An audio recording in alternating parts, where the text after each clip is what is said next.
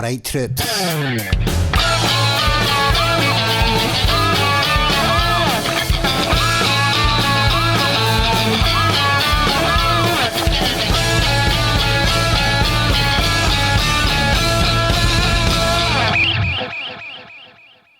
Epic, Kate. It is epic to see you again. How are you? I'm good. I'm so honored to be back. You're awesome. And wow, so cool. Thank you. Thank you. Well, I decided to get the house coat on, the Marvel house coat. It's getting that bit chillier now. Yeah, it's getting gray and dark here in Sweden. Yes. So I was about to ask how it was over there. You've answered the question. It is grey. It is dark. Mm-hmm. Well, obviously, at the time of this recording, it's coming up for Halloween. It'll be out closer to Christmas, but I'm still going to ask, are your kids excited for Halloween? They are. Oh my goodness. They just like keep changing their mind about what they want to be. And it's, skeleton, it's Spider-Man. They're both girls, by the way. None of this like frou-frou only stuff for them. Oh, brilliant. We're kind of going through a little bit where they're getting too many costumes because they're being invited to so many different things. So the first thing they wanted to be Mario and Luigi, which I was like, excellent. I'm okay with that. And then I thought, well, that's for them for Halloween, for going out trick or treating. And then the school said, oh, they're having a party at the school, and then they can dress up at the school. And we thought, those Mario and Luigi outfits will not survive. They will barely survive going out for trick or treating. They take it to the school. Half the time we get a phone call saying, yeah, they've spilled something, or like they've messed something up. They're covered in muck or whatever. So Alison went and got them like a devil costume and a vampire costume just to cover bases. And then they're go to like a little kind of Friday club, like an Anchor Boys kind of thing. And they were like, oh, they can dress up on Friday as well. And I'm like, I ain't getting a third costume. We're skint. This ain't happening. It's like, just send them in the Tesco one. The Mario and the Luigi one I want to keep good. I like them. So my 10-month-old is obsessed with brooms. He Mm-hmm. just like, if I'm sweeping, he'll get mad until I bring it to him. And then he's just like bonking it and just having the time of his life. And there's an expression in Swedish about being a curling parent. Other countries have helicopter parent hovering around, but in Sweden it's curling parents, because you push the brooms in front of the kids. Like in curling, that's what you do to move the ball along. Yeah.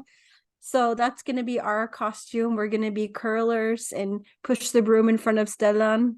Oh, brilliant. Oh, I could picture that as well. It'd be like a brilliant holiday card. Yeah, but I don't know anything about curling, so I'm not going to be very, realistic about it, but it's a pun. Yeah, I think that would still be good though. I think it should be a family thing. Like, what your 10-month-old is the little ball, what you're all sweeping along. Well, I think that would work. I think that would be a very good one. So let's catch up on your epic Kateness, your podcasting journey. How's it been going? It has been going very slow. It turns out having a baby makes it really hard to do things.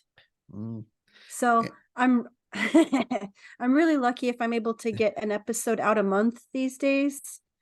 But I'm not stressing about it. It's just when I have the energy for something, I'm like, I'm following through on this energy and I'm going to just do it, and yay. And when I don't, and I just don't have time, I'm just going to let it slide.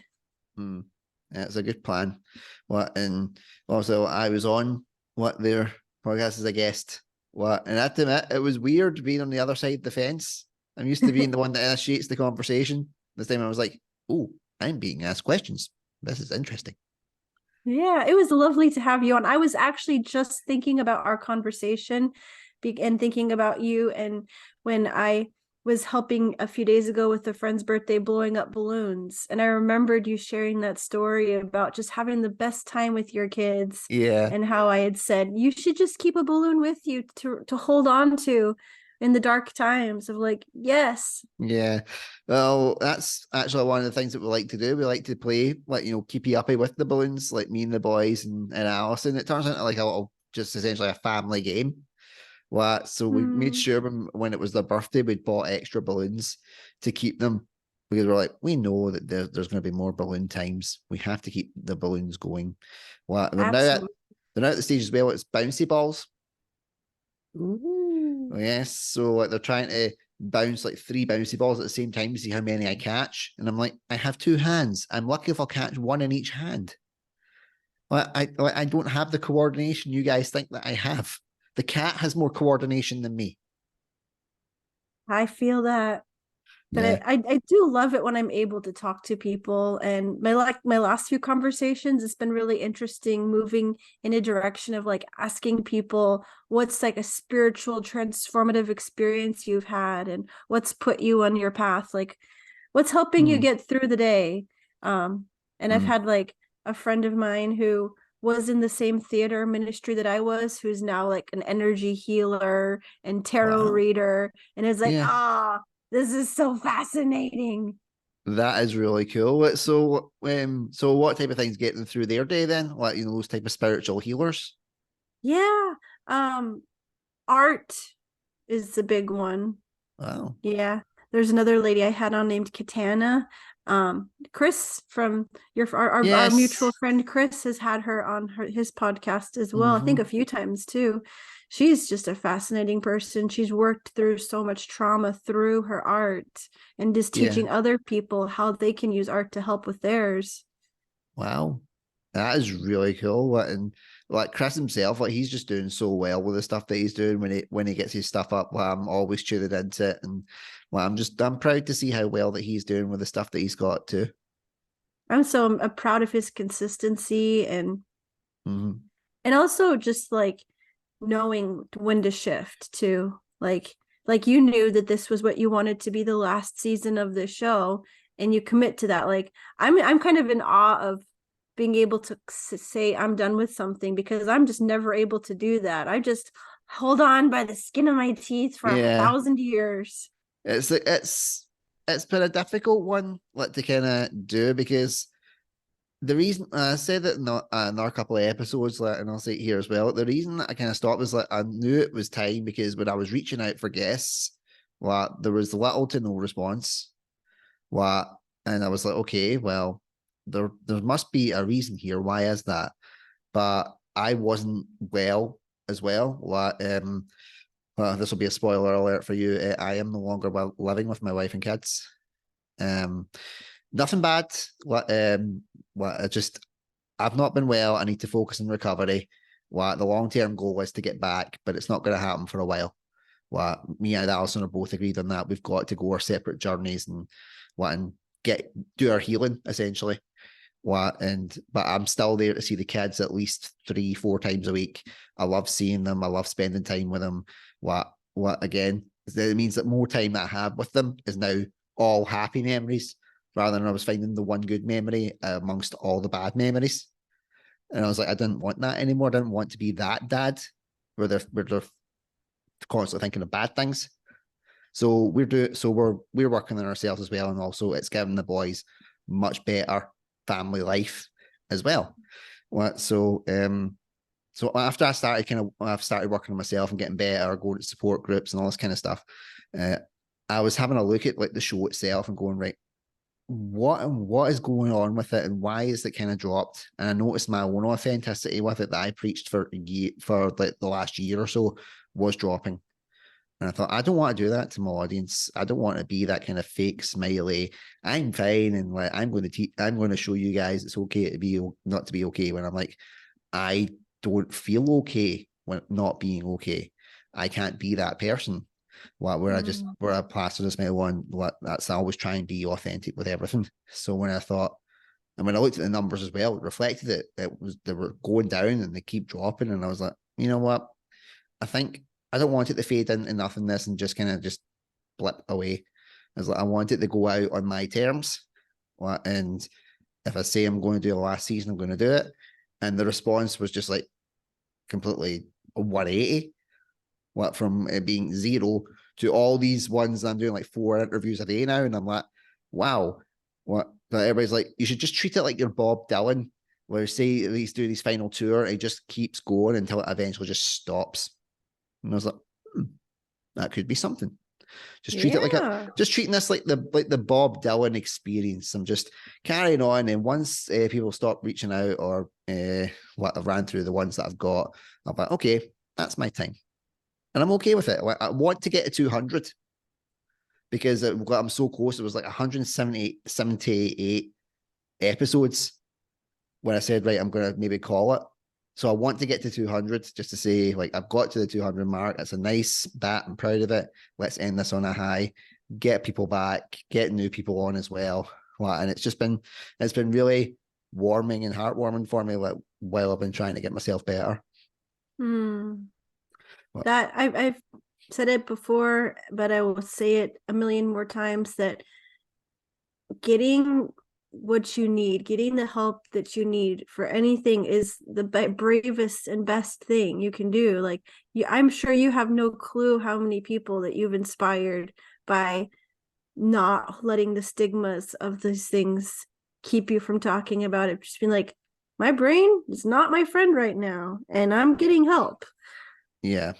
And it's hard because I'm having to make decisions as well that I know people won't agree with, and beforehand, to obviously help me get better. Beforehand, it was, I am worried about telling these people that I am making these decisions because they will implant that little seed of doubt, and then I might go back to the type and I'll stay miserable. And I thought, well, why am I doing that to myself? Why am I justifying myself to anybody? I need to justify to me. If the things are working for me and I'm feeling good, because I have to put up with my own company now. Fair dues. Well, I'm just going to carry on with it. And do I need to tell anybody, the things that I'm doing? I don't need to. But they can see the positive outcome on me. I'm happy with that. I feel that in my own way too. Like, I can relate to the feeling of, what will people think? Because in my little corner of my brain, in my corner of the internet, I was this strong Christian, strong evangelical Christian. And now I'm being more open about the fact that, like, my beliefs have taken a huge shift. I feel a lot more like Gandhi. I like your Christ. It's your Christians I don't like, or however he said it. Like, yeah. I get angry at the thought of my kids being taught about hell. Like, don't you even bring that up. My 7-year-old twins would have nightmares. Yeah. And the same with my kids as well. Like, there's reasons why Alison's put dream catchers in the room since I've been away. Well, I've not yet asked how they've been doing, but I'm likely to think that it's helping them. Yeah. We had dream catchers until my dad was like, those are evil. So we had to throw them away. Why did you think they were evil? I'm just more curious. If it's not from, the white Jesus, it's bad. You could have did you not get white dream catchers and said they're from white? Well, it's a whole thing. There's many interesting books on it. If you ever get interested, Jesus and John Wayne, and Unsettling Truths. It's the history, the colonization, and the white supremacy. It goes back deep. Yeah, it's something that is what I have never looked into, but it's something that I never do the whole, white guy good, other people bad. I was like, if people are nice to me, I'm nice to them. Try to just break it down as simple as that. It's like, are you nice to me? Yes, you can be my friend. Oh, yeah. I'm totally with you there. I'm talking about, like, historical. Yeah. Like, going back into the roots of why things got so messed up. Yeah. Well, and hopefully we're starting to get that sorted now, even though the world's like, no, we're just going to have a new catastrophe for you. Like, it just seems like there's a catastrophe every 6 months. I'm like, that's not the type of long running series that we need. Yeah. But one thing that I have loved in particular is your hairstyle change. Well, when you got your hair kind of cut and stuff, I was like, that's awesome. That hair looks, honestly, your hair looks really cool that way. Thank you. My baby was pulling on it and I needed to have a break, but now it's long enough that he can pull it again and it's hurting again. Are you going to get it like crump back down again? I don't know. I feel conflicted about it, but Mm. someday before I die, I'm gonna buzz it all off. Hey, well, that's one of the most satisfying things, especially like when you like. I just what I still go to Allison's like and go right. My razors are there. Can I cut my hair there? Well, it's just like why? And I'm like because it was part of my routine. It's like I would shave my head, then I would, like trim my beard, get all that sorted, then I'd have a shower, and I'd feel like completely refreshed and like it was like a reset. Like every like 4 to 6 weeks, it's like right, shower, all good. What? And it felt even better doing it now that I'm out of the house because it felt like I was at a spa, like a weird like a barber's kind of shave and shower kind of spa. And I start thinking they should do that for guys. Because like it's something I've always envied, like with the kind of, and it's not exclusive to women. It's just that was when I was growing up. It was the female kind of, the salon experience. You'd go in and you get your hair like washed, and then you get that colored, and then when you was waiting for the color to come, you'd be have a magazine, maybe a cup of tea, like then you get it all washed again, and get it all cut, and then get it blow dried, and all this kind of stuff. And I was like, this is awesome. This is so relaxing and chill. Well, why can they not have that for guys? Guys, it's just right. What are you having?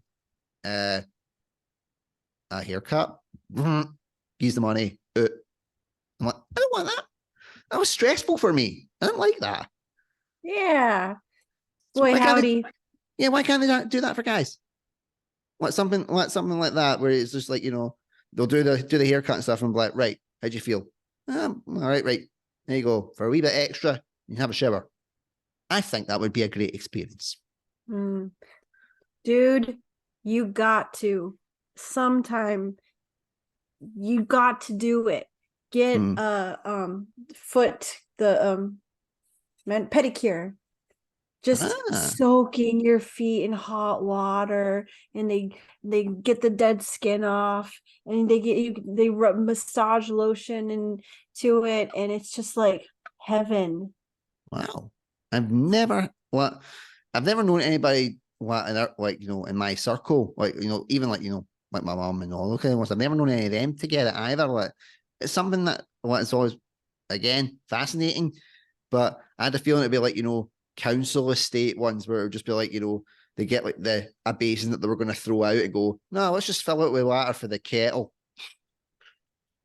It was in South Africa. That's where that picture there is from. In Ah, South Africa, I got the opportunity. It was like $15 for an hour massage and soaking and everything, like the whole shebang. I was like, oh, sucks that in Sweden it's like 500, it's like $50. Like I can't afford wow, this. I want to go back to Africa. wow, that's nuts. Well, and that's just something that it was something I was actually speaking about with like Tom Myers, one of the guests that I'd had on previously, and I just feel like everything is just so expensive now because they can make it expensive, and what are you going to do about it? Like we've Mm-hmm. got like a wee kind of I got a message saying you're getting a payment like a cost of living payment essentially, and it's £300, and I'm like, okay, what's that going to do? What is that for like a week or a month? No, it's £300, just a one off. The way everything's going, I'll be lucky if that gets me through 2 weeks, max. It's like, and the way I worked it out after speaking to him, I was like, right, I'm getting this money, but my car tax is due in the same month, so it's just going to basically go straight to those fuckers. I'm not going to see any of it. It's going to be gone. It's like just Sometimes being an adult sucks. it really does. But at the same time, when I was a kid, being a kid sucked for me because I didn't fit in, and I was never confident enough to say I don't fit in, and that's okay. Well, Mm. and I know that you'd kind of had the similar experience as well, where you felt like you didn't fit in. Like, but I wish I could have the what I know now in younger me's body, where I can just go, okay, I don't fit in. Who cares? Bye. It would have been so good to have heard that at some point. Mm-hmm. Definitely. And I feel that's why I've invested so much in the Thomas the Tank Engine channel, because that is one where I don't care what anybody thinks. It's like, it's my passion. I've loved it since I was a kid. Well, there's been ups and downs, but it's keeping me going in times when the future is quite uncertain. And people always say, like, I've seen your Thomas the Tank Engine stuff, but I don't get it. And I'm like, that's fine. You don't need to get it. There's a fandom for a reason. They like it. They like what give me positive encouragement. They go, we love your stuff. Please keep going. And I'm like, okay, I'm cool with that. I love to see people just love what they love. Like, Mm-hmm.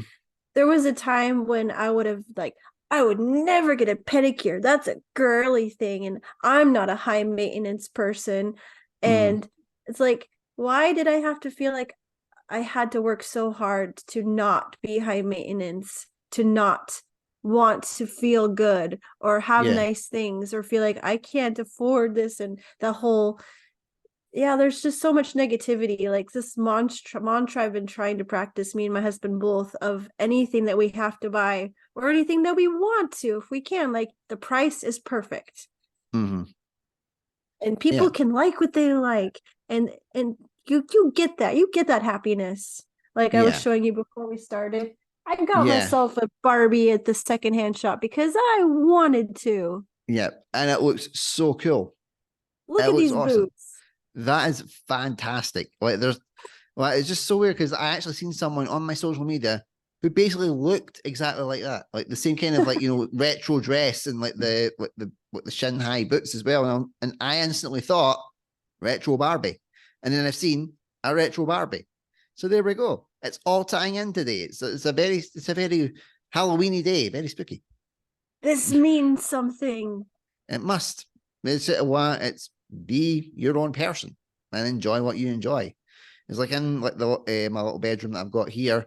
What I took like my Thomas my Railway series books with me, and Alison was like, "Why are you taking the stuff away with you?" I was like, "If eventually like you're planning to come back," and I was like, "But I'm not there right now. I need something that makes me feel better. Those books make me feel better."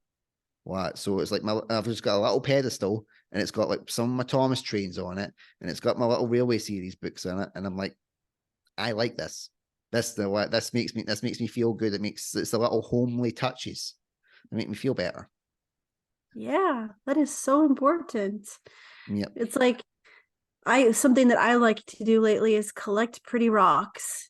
And there's this Ah. app called Tradera, and I'm just like, ooh, 45 that's $4 for a pretty Hmm. green stone. Yes, please. And then I buy a bunch of them, and then all of a sudden I get a bunch of packages in the mail. I'm like, yeah. Yeah.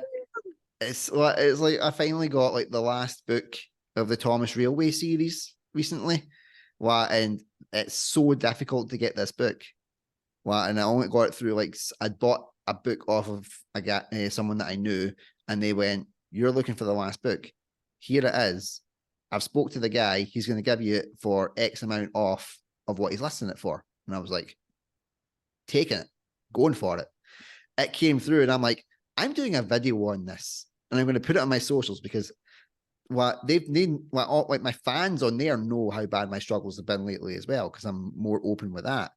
And I was like, I'm just doing this for two reasons. One, because it's awesome. And two, so you can see me smile and I can see me smile. Watch this back and watch how happy that I get. And someone commented underneath it, I loved the little giggle that you made when you were smiling when you opened that book. Really warmed my heart.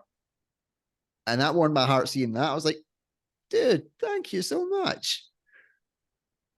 I got the coolest book ever from my friend. She went to England. I always wanted a book with a clasp like this in cool Oh, paper. Oh, that is awesome. I'm in The, love. Yeah, it's good because it makes it feel like, remember you used to get the diaries when you were younger, and they'd have like the wee passcodes, or they'd have like the wee key, like the locks and stuff. It's a grown-up version of that. It's brilliant.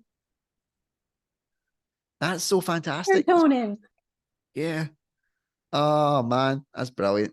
Absolutely brilliant. Sometimes too. Sorry.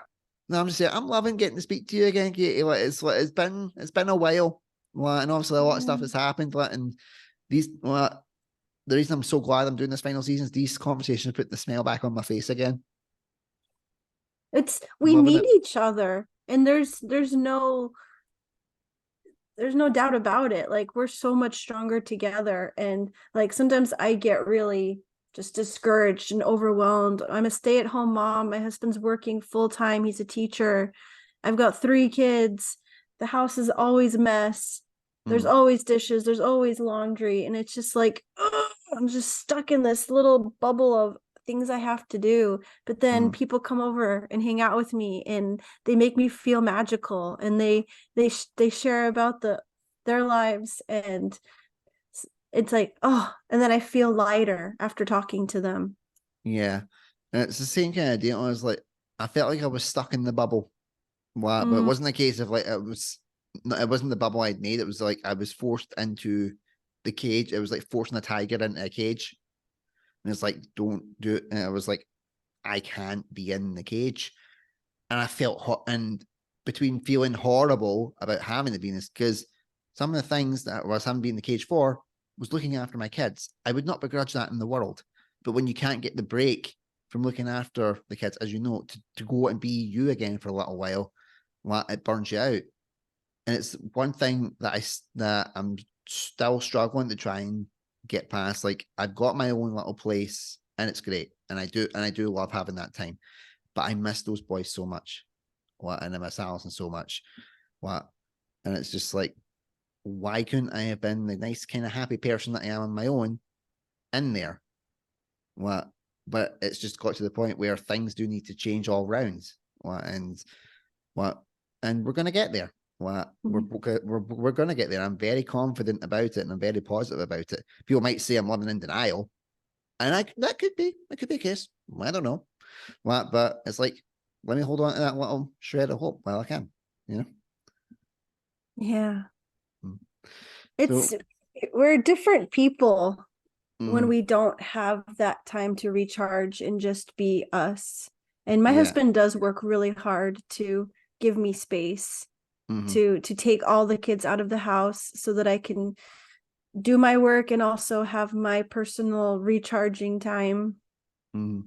Yeah, Alison, what, to her credit, what, she tried so hard, even when I was really, really struggling. What, and I think the problem, what, I felt bad that she wasn't getting time to look after herself.